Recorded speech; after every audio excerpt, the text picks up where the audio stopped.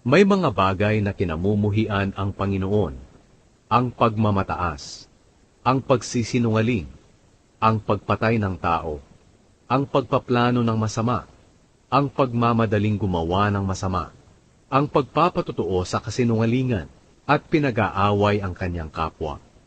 Anak, sundin mo ang itinuturo at iniuutos ng iyong mga magulang. Itanim mo ito sa iyong isipan para hindi mo makalimutan.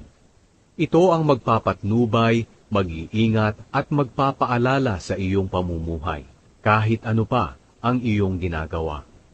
Sapagkat ang mga turo at utos ng iyong mga magulang ay katulad ng isang ilaw na tatanglaw sa iyo, at ang kanilang pagsaway sa iyo para ituwid ang ugali mo ay ikabubuti at ikahahaba ng buhay mo.